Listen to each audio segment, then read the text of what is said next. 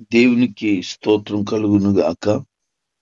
నేటి వాక్య ధ్యానం కొరకు లూకా శుభవార్త 3వ అధ్యాయం. ఈ అధ్యాయం చాలా విశిష్టమైనది. ప్రవక్త అయిన బాప్తిస్మిచ్చే యోహాను ఆయన చేస్తున్న పరిచర్య ఇందులో చాలా వివరంగా రాయబడి ఉంది. ఏ కాలంలో బాప్తిస్మిచ్చే యోహాను పరిచర్య ప్రారంభించాడు అనంటే, తిబేరియా కైసరు ఏలుబడిలో 15వ సంవత్సరమందు యోదియాకు పొంతి పిలాతు అధికారిగాను, గలిలయకు హేరోదు చతుర్థాధిపతిగాను, ఇలాగున ఒక్కొక్కరు ఒక్కొక్క ఏరియాకు నాయకులుగా ఉన్న కాలంలో దేవుని వాక్కు అనగా దేవుని మాట ప్రకటించడం ప్రారంభించాడు బాప్తిస్మిచ్చేటువంటి యోహాను. ఆయన పాప క్షమాపణ పొందమని, మారు మనసు పొందమని, బాప్తిసం పొందమని ప్రకటన చేశారాయన. ప్రభు యొక్క మార్గాన్ని సిద్ధపరచడానికి, ఆయన త్రోవలు సరళం చేయటానికి బాప్తిస్మిచ్చే యోహాను వచ్చాడు. అరణ్యంలో కేక వేస్తున్నాడు అనేటువంటి ఒక ప్రవచనం నెరవేర్పు, యేసుక్రీస్తు కొరకు ముందు వచ్చి మార్గాన్ని సంసిద్ధపరచటానికై వచ్చిన వ్యక్తి. మారు మనసును పొందండి, పరలోక రాజ్యము సమీపించుచున్నదని మొట్టమొదటిగా ప్రకటించిన వ్యక్తి బాప్తిస్మిచ్చే యోహాను. ఆయన బ్రతికిన కాలం చాలా విశిష్టమైనది. ఎందుకనంటే 6 నెలలు పరిచర్య చేయడం జరిగింది. ఆ 6 నెలలు ఆ బ్రతికిన బ్రతుకు నేటికి కూడా అనేక మందిని ప్రభావితం చేస్తుంది. బ్రతికిన కాలం కొద్ది కాలమే, కానీ అనేక మందిని మండించి అనేక మందిని ప్రకాశింపు చేసేలాగా ఆయన మండించబడి ప్రకాశిస్తూ ఉన్నాడట. కొద్ది కాలమే ఆయన బ్రతికినా అనేక మంది ఆయనను బట్టి ఆనందించారని బైబిల్ చెప్తుంది. అంత గొప్ప దైవ ఆత్మచేత, ఆయన ప్రభావం చేత నింపబడి వాడబడిన వ్యక్తి. ఈ రోజున ఎంతకాలం బ్రతికేవు అనేది కాదు, ఆ బ్రతికిన ఆ బ్రతుకు ఎంత గొప్పగా బ్రతికేవు అని ముఖ్యం. చాలా మంది 100 సంవత్సరాలు బ్రతుకుతారు, 150 సంవత్సరాలు బ్రతుకుతారు, 170 సంవత్సరాలు బ్రతుకుతారు. చైనా దేశంలో ఎవరో 400 సంవత్సరాలు పైనే బ్రతికారట. అంతకాలం బ్రతికి ఏం చేశాడు అనంటే, దాదాపు 10 మందినో 12 మందినో పెళ్లి చేసుకున్నాడట. ఆ పెళ్లి చేసుకొని ఆ భార్యలతో జీవితాన్ని పంచుకుంటే వారి పిల్లలు పుట్టారట. అలాగున వారి సంతానం 400 సంవత్సరాలకి దాదాపు 500 మంది అయ్యారట. 500 మంది సంతానం కొరకు అతను ఒక్కడు అంతమందిని పెళ్లి చేసుకోవడం, అంతమందితో జీవితాన్ని పంచుకోవడం జరిగితే 500 మందిని ఖండానిక అదా తన బ్రతుకులో సాధించిన విజయం? అది ఇతరులకు ఆదర్శవంతమైనదేనా? అంటే ఎక్కువ కాలం బతికితే ఎక్కువ మందిని వివాహం చేసుకోవాలా అనే ఒక మార్గాన్ని చూపించిన వ్యక్తి అతను. దేవుని వాక్య ప్రకారంగా మనం బ్రతికే ఈ బ్రతుకు ఎంత శ్రేష్టంగా ఉండాలి అంటే, ఇతరులకు ప్రయోజనకరంగా, ఇతరులకు ఒక మార్గాన్ని చూపించేదిగా, ఇతరులకు మార్గదర్శకమైన వారిగా, ఆదర్శవంతులుగా, ఇతరులకు మనం ప్రయోజనకరంగా ఉండగలిగిన బ్రతుకు బ్రతకాల. లోకంలో ఒక సామెత ఉంది, నువ్వు బతికేవు కుక్క బతికింది అని. కుక్క బతికింది, దానివల్ల ఏంటి ఉపయోగం? ఊర్లో ఉండే కుక్క ఉదయం లేస్తే దాన్ని ఎక్కడికి పోతుందో తెలీదు, ఎలా తిరుగుతుందో తెలీదు, ఏం చేస్తుందో తెలీదు. ఇంకా దాని బతుకంతా అలా తిరిగి తిరిగి తిరిగి తిరిగి సావడమే. ఏమీ ప్రయోజనం లేదు.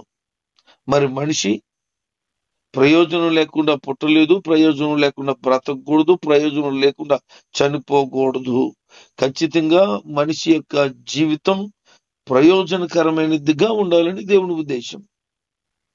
ఒకవేళ నీ జీవితం ప్రయోజనకరంగా లేకపోతే ఖచ్చితంగా ప్రభుని అడిగి పశ్చాత్తాపడి, ప్రభువా నా జీవితం ప్రయోజనకరంగా మార్చు అనంటే ఎంత పనికి రాని వారినైనా ప్రయోజనకరంగా మార్చగలిగిన దేవుడు యేసుక్రీస్తు. బాప్తిస్మిచ్చే యోహాను ఆయన బోధ చేస్తూ ఉన్నప్పుడు మొహమాటం లేకుండా బోధించేవాడు. ఆయన మాట్లాడుతున్న మాటలు ఎంత స్ట్రాంగ్ గా ఉండేయంటే శాస్త్రులు, పరిసయ్యులు, సర్దుకయులు, ప్రధాన యాజకులు, సైనికులు, ఇంకా అనేక మంది ఆయన చెబుతున్న మాటలు వినడానికి వచ్చేవారట. వచ్చినప్పుడు ఆయన మాట్లాడే విధానం ఎలా ఉందంటే, సర్ప సంతానమా, రాబో ఉగ్రతను తప్పించుకొనుటకు మీకు బుద్ధి చెప్పేవాడు ఎవడు? మారు మనసుకు తగిన ప్రతిఫలం వస్తుంది, మారు మనసుకు తగిన ఫలాన్ని పొందండి అని తిడుతున్నాడు. సర్ప సంతానం అంటే పాముకి పుట్టినోళ్ళరా అని. ఎంత ఆ మాట కఠినమైనది చూడండి. అంటూ ఆయన అంటాడు, మాకు తండ్రి అబ్రహాం అని మీరు చెప్తున్నారే, అబ్రహాముకి మీరు సంతానం వారసులు అయితే అబ్రహాముకి కలిగినటువంటి దైవ భయం కానీ, దైవ భక్తి కానీ, వినయం కానీ, ఆయన మార్గదర్శకమైన విధానం కానీ ఎక్కడ మీరు పాటిస్తున్నారు? పాటించట్లేదు. మీరు ఏమనుకుంటున్నారంటే మేము అబ్రహాం సంతానం అని బడాయిలు చెప్పుకుంటున్నారు కానీ ఆయన లాంటి జీవితం లేదు మీకు. దేవుడు తలుచుకుంటే రాళ్ళ నుండి కూడా అబ్రహాముకి పిల్లలను పుట్టించగలడని మీకు తెలుసా? ఆయన చేతిలో గొడ్డలు ఉంది. మంచి ఫలములు ఫలించిన ప్రతి చెట్టును ఆయన నరికేస్తాడు, అలాగే నిన్ను కూడా నరుకుతాడు అని చెప్తున్నాడు ఆయన. అంటూ నీకు 2 వస్త్రాలు ఉండుంటే ఒకరికి ఒక వస్త్రాన్ని ఇచ్చేసాయి, నీకు ఆహారం ఉండుంటే లేని వారికి పెట్టు అని చెప్తుంటే సుంకరులు బాప్తీసం పొందడానికి వచ్చి, బోధకుడా మేమేం చేయాలని అడిగారు వాళ్ళు. సుంకం వసూలు చేసేవాళ్ళు. వారితో అంటారు, మీకు ఎంత వసూలు చేయమని నియమించబడిందో అంతే వసూలు చేయండి, అదనంగా కాదు అని. చాలా మంది రోజున ఎలాగున్నారు? ఉద్యోగం చేస్తున్నారు, వాళ్ళకి జీతం వస్తుంది, కానీ లంచం కావాలి వాళ్ళకి. చాలాసార్లు మనం ఆఫీసుల్లో చూస్తే లంచం లేకుండా పని అవదు. ఒక క్యాస్ట్ సర్టిఫికెట్ కోసం ఒక రోజు వెళ్ళాను.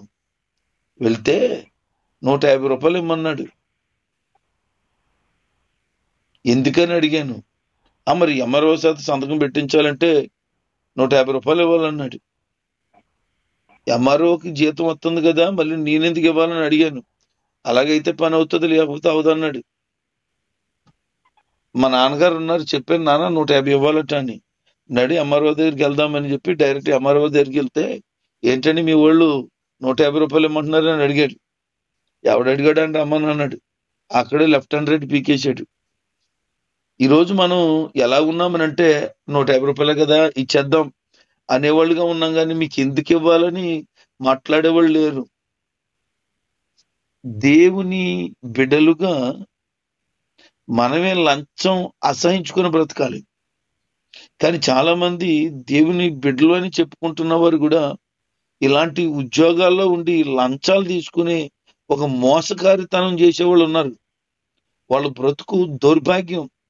వాళ్ళ లంచం అసహించుకోవట్లేదు, ప్రేమిస్తున్నాడు కనుక వాడు ఏదో రోజు ఖచ్చితంగా నాశనం అయిపోతాడు. ఎందుకంటే అది అన్యాయపు సొమ్మది, అది జ్ఞాపకం చేసుకోవాలి. 1 రూపాయి అన్యాయంగా నీ దగ్గర ఉందా, అన్యాయంగా నీది కాంది నీ దగ్గరకు వచ్చిందా అంటే అది ఖచ్చితంగా నీకు నాశనమే. ఖచ్చితంగా ఏదో దెబ్బ అయిపోతావు నువ్వు, అందులో అనుమానం ఏమీ లేదు. కాబట్టి ఎంత నియమించబడిందో అంత తీసుకో అన్నాడు. చట్ట ప్రకారంగా తీసుకోవాల్సింది తీసుకోవాలి తప్ప అధికమైనది అదనమైనది తీసుకోవద్దు. మీ సేవకి వెళ్తే మీ సేవలో ఎంత కట్టాలో అంత తీసుకుంటారు. లేకపోతే వాళ్ళు చెప్తారు దీని మీద 10 రూపాయలు అదనం అవుతుంది, ఎందుకంటే అది మేము చేసిన పనికి ఛార్జ్ అవుతుందని. అది ధర్మం. కానీ 10 అవుతుంది అంటే 100 రూపాయలు తీసుకుంటే అది మోసమే. అది ఏదో రోజు అది దెబ్బ కొట్టేస్తుంది, ఏదో జబ్బు వచ్చేస్తుంది, హాస్పిటల్ పాలైపోతాడు, పోద్ది, అంతా ఉన్నదే పోద్ది, అన్ని పోతాయి. అందుకనే ఎక్కువ వద్దని చెప్పాడు.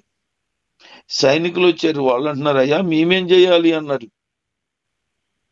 మీరేం చేస్తారంటే ఎవరిని బాధ పెట్టొద్దు, ఎవరి మీద లేనిపోని మాటలు వేసేయొద్దు అన్నాడు. నిజమే, కొంతమంది వారు కలిగినటువంటి ఉద్యోగాన్ని బట్టి ప్రజలను భయపడతారు, ప్రజలను భయపెడతారు. వాళ్ళు చేసే ఉద్యోగం ప్రజలను భయపెట్టడానికి కాదు, ప్రజలను రక్షించడానికి, వాళ్ళని బాధ పెట్టడానికి కాదు, వాళ్ళకి ధైర్యంగా ఉండటానికి. ఇంకో మాట చెప్తున్నాను, మనం పోలీస్ స్టేషన్కి వెళ్తే ఎందుకు వెళ్ళామరా బాబు అనిపిస్తుంది కొన్నిసార్లు. ఎందుకంటే వాళ్ళని చూస్తే మనకు భయం. వాస్తవానికి పోలీసు వారిని చూస్తే మనం భయపడవలసిన పని లేదు, ఎందుకంటే మన రక్షణ కొరకు వారు నియమించబడ్డారు ప్రభుత్వం చేత. వాళ్ళ దగ్గరికి వెళ్తే మనం ధైర్యంగా ఉండాలి, ఎందుకంటే మనకు రక్షణ లేదు. అందుకే వాళ్ళ దగ్గరికి వెళ్తే రక్షణ కల్పిస్తారు. కానీ వాళ్ళే మనల్ని బాధ పెడితే మనం ఇంకెవరితో చెప్పుకుంటాం? అదే అంటున్నారు, సైనికులు గాని ఇలాగున మన కొరకు నియమించబడిన వారు కానీ మనల్ని బాధ పెడితే చాలా బాధ అనిపిస్తుంది కదా. అందుకే మీరు అటువంటి ఉద్యోగంలో కనుక ఉన్నారు కనుక మీరు ఇతరులని బాధ పెట్టొద్దు అని చెప్పాడు. అంటాడు మీ జీతములతో తృప్తి పొంది ఉండండి అన్నాడు. జీతమే వీళ్ళకి. నేను డైరెక్ట్ గానే చెప్తున్నాను ఈ మాటలు.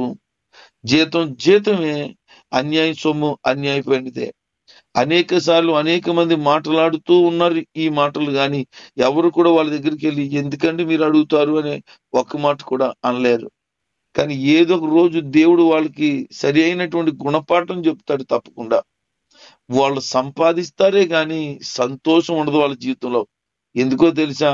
వాళ్ళు సంపాదించిన జీతాలతో బ్రతక్క అన్యాయపు సొమ్ము కోసం ఆశపడే వాళ్ళు చాలా మంది ఉన్నారు. కొద్దిమంది మంచివారు ఉన్నారు, కానీ చాలా మంది ఇలాంటి వారే ఉన్నారు. జీతాలతో తృప్తి పడడం మా వల్ల కావటం లేదంటుంటారు. ఎంత సంపాదించేవనేది నీకు అర్థమవుతుంది కదా, నెలకి ఎంత వస్తుంది అనేది. దాని పరిధిలో నీ యొక్క జీవనాన్ని సెట్ చేసుకో. అధికమైన దానికోసం ఆశపడి లేనిపోని అన్ని పెట్టి ప్రజల మీద వృద్ధి రాని అని అంటే నీకు వచ్చే ఉద్యోగంలో వచ్చే జీతానికి మించిన ఎందుకు నువ్వు పని చేసుకోవాలి?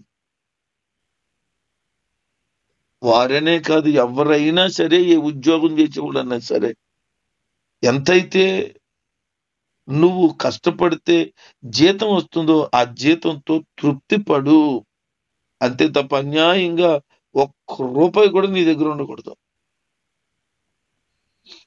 అక్కడికి వచ్చిన కొద్దిమంది ఏమనుకున్నారంటే మనం యేసుక్రీస్తు వస్తాడని కనిపెడుతున్నామే, ఒకవేళ ఈ యోహాను ఒకవేళ మనం కనిపెడుతున్న మెస్సయ్య అయి ఉండొచ్చా అని వాళ్ళు హృదయాలు అనుకుంటున్నారట. ఈ దైవజనుడు ప్రవక్త అయినటువంటి యోహాను గారు హృదయాలను కూడా వారి ఆలోచనలను కూడా గ్రహించగలిగిన దేవుని ఆత్మచేత నింపబడ్డాడు. దేవుని ఆత్మచేత నింపబడిన వాడు హృదయాలను కూడా గ్రహించగలడు. అంటాడు, నేను నీళ్లతో బాప్తిస్మం ఇస్తున్నాను కానీ నాకంటే శక్తివంతుడు ఉన్నాడు, ఆయన మెస్సియా అనగా రాబోతున్నవాడు. ఆయన ఎలాంటి వాడు అనంటే ఆయన చెప్పులు తాడును ఇప్పడానికి కూడా అస్సలు నాకు యోగ్యత కూడా లేదు. ఆయన దేవుని ఆత్మచేతతోను అగ్నితోను మీకు బాప్తిస్మం ఇస్తాడని చెప్తున్నాడు. ఆయన తన కళ్ళమును బాగుగా శుభ్రం చేశాడు, తన కొట్టులో గోధుమలు పోసి మిగతా పొట్టునంతా కూడా కాల్చివేస్తాడు. కాబట్టి పొట్టులాగాక ప్రయోజనకరమైనటువంటి వారుగా ఉండండి అంటున్నాడు. చాలా సంగతులు వారికి చెప్పి వారికి బోధించి సువార్తను ప్రకటించినప్పుడు చాలా మంది మారు మనసు పొంది పశ్చాత్తాపడి బాప్తీసం తీసుకుంటున్నాడు. అది మారు మనసు కొరకై, పశ్చాత్తాపం కొరకై బాప్తీసం. ఆ కాలంలో పరిపాలన చేస్తున్నటువంటి హేరోదు 4 రాష్ట్రాలకు అధిపతి. అతను ఏం చేశాడంటే తన సహోదరుడు భార్యను ఇంటికి తీసుకొచ్చుకున్నాడంట. బాప్తీసం ఇచ్చే యోహాను అలాంటి అధిపతి దగ్గరికి వెళ్ళి, నీవు నీ తమ్ముడు భార్యను చేర్చుకున్నావు, నాశనం అయిపోతావని చెప్పాడు. అతను 4 రాష్ట్రాలకి అధికారి అయితే అతను చేస్తున్న పని కరెక్ట్ కాదు అని డైరెక్ట్గా వెళ్ళి హేరోదుకి చెప్పాడు. వాడేం చేశాడు, అప్పటికే బోళ్ళని చెడ్డ కార్యాలు చేశాడట. అవన్నీ సరిపోవన్నట్టు ఈ మాట చెప్పినందుకు బాప్తీసం ఇచ్చే యోహాన్ని చెరసాల్లో వేయించేశాడు. వాడు చేసింది చాలా పెద్ద తప్పు. ఏ రోజు తర్వాతట పురుగులు పడి చనిపోయినని బైబిల్ చెప్తుంది. ఒక ప్రవక్తను, ఒక దైవజనుని, ఒక నీతిమంతుణ్ణి ముట్టుకున్నాడు, దేవుడు ఊరుకోడు. అందుకే మనం ఎప్పుడు కూడా దైవజనుని గాని దైవ సేవకురాలు గాని బాధ పెట్టొద్దు. అది మనకి ఎప్పటికీ క్షేమం కాదు. దేవుని కొరకు బ్రతుకుతున్నారు వాళ్ళు. వారి పక్షాన మనుషుడు ఉండడు, దేవుడే వ్యాజ్యమాడేవాడిగా ఉంటాడు. బాప్తిస్మ ఇచ్చేటువంటి యోహాను చెరసాల్లో వేయబడ్డాడు.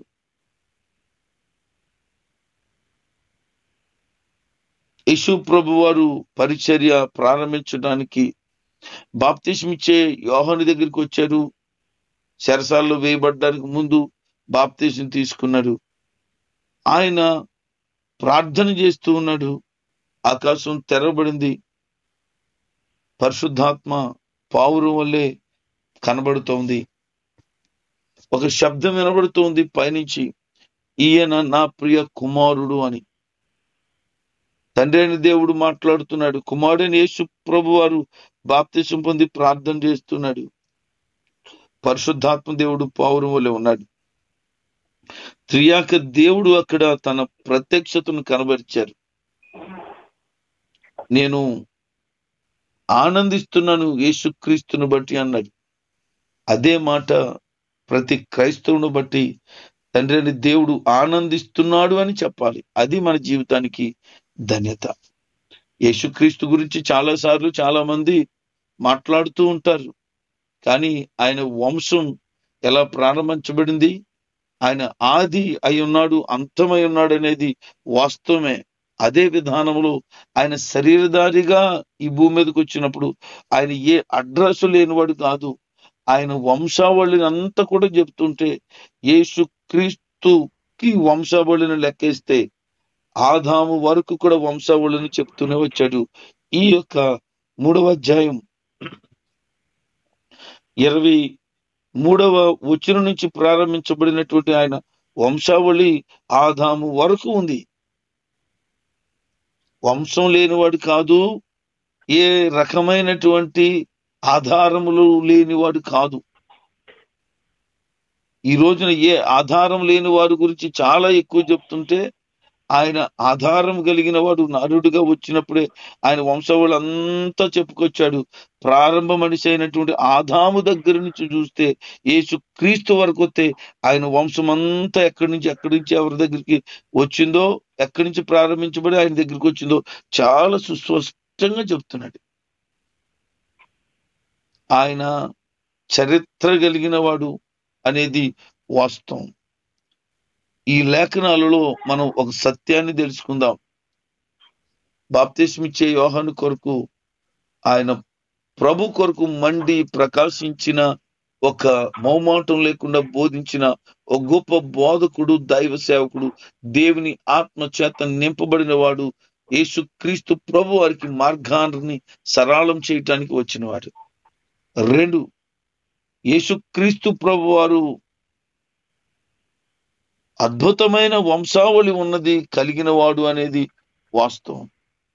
మూడో విషయం ఏంటంటే మనము కూడా బాప్తీసం ఇచ్చేటువంటి యోహానులాగా రోషం కలిగిన బ్రతుకు బ్రతకాల. అన్యాయం, చెడుతనం, లంచం, మోసం, తృప్తి లేని బ్రతుకు ఎప్పుడు బ్రతకదు. అలా బ్రతికితే ప్రభు నిన్ను బట్టి సంతోషిస్తాడు. అటు మనసు కలిగి అందరూ బ్రతికి ప్రభు రాజ్యానికి హక్కుదారులుగా మార్చబడుదురుగాక. ఆమేన్.